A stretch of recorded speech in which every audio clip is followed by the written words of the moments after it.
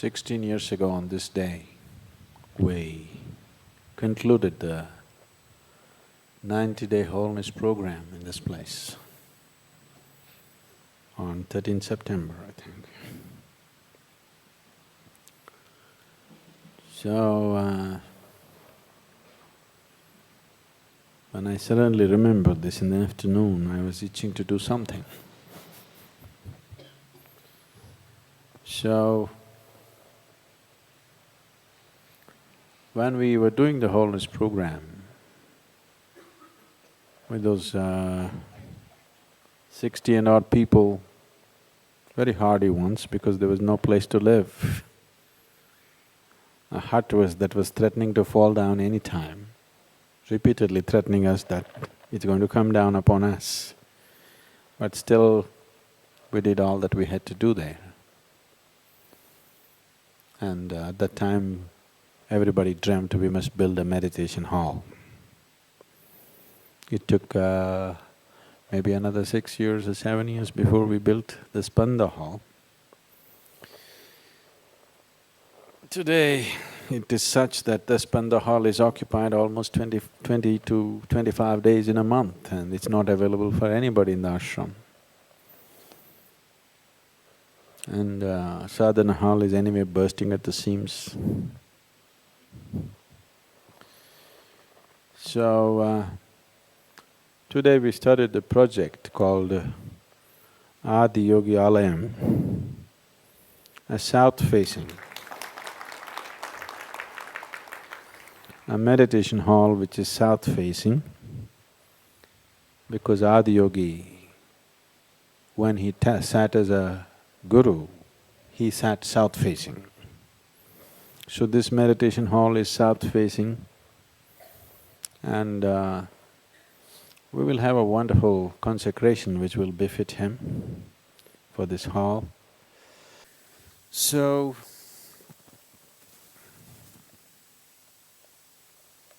you like the name, Adi Yogi Alayam?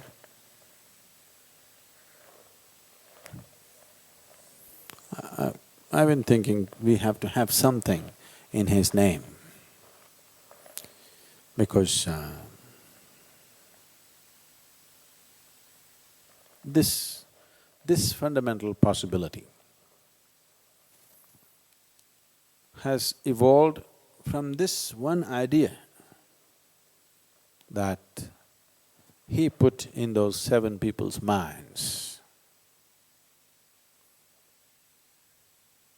He made them thirst for something beyond the limitations of their existence. He put this hunger into their stomach. He put this hunger into their hearts that they want to be something more than what we normally know as a human being. Every creature has come with a framework. An ant can do certain things. I'm sure there are some champion ants which can do little more, but within that framework. A tiger can do something, but within that framework. An elephant can do something, but within that framework. A human being can do something within that framework. A certain dimension of whatever. He put this idea that you don't have to limit yourself to your dimension. You can transcend this. There is another way to be, a completely different way to be. This idea, he not only gave the idea and the thought, he also gave a method to go there. It is this one idea that a human being can strive to evolve beyond the dimension of his present existence, which is the basis of this whole civilization and culture. It does not matter whether somebody calls himself a Hindu or a Buddhist or a Jain or a Sikh or whatever. All of them are striving for this one idea that they want to cross these limitations and attain to liberation. The idea of mukti The whole culture is… the centerpiece is mukti, please see. Everything that we are doing here in this culture is essentially towards that there is a possibility of transcending all limitations and getting there. There has never been a more revolutionary idea on this planet. Since his time, nobody has come up with a more revolutionary idea than this, that you can transcend the very limitation, the very dimension in which you exist. When I was in United States, somebody asked me who is one person in the Western world who has played a big role in, evolving human consciousness. Without a moment's doubt, I said Charles Darwin. They said, Charles Darwin, he's only a naturalist. I said, for the Western world, he's the one who gave the idea that you can evolve.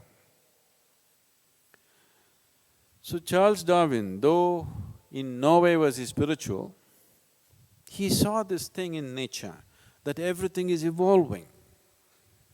A single-celled animal is becoming a multi-celled animal is becoming more complex and more complex. From one dimension to another, life is evolving. So there is a possibility for a human being also to evolve beyond his present limitations. It's a natural progression of theory of evolution. For one to go beyond his limitations, even to strive, the compulsion should go, the compulsiveness should go. This compulsiveness, one dimension, one fundamental dimension of compulsiveness is your own prarabdha. Prarabdha is the allotted karma, and it is like a coiled spring, it wants to find expression. It will not spare anybody. So the best thing is to exhaust the prarabdha as quickly as possible with immense activity, so that if you sit, there is nothing compulsive in you. If you sit here, you just sit here, that's all.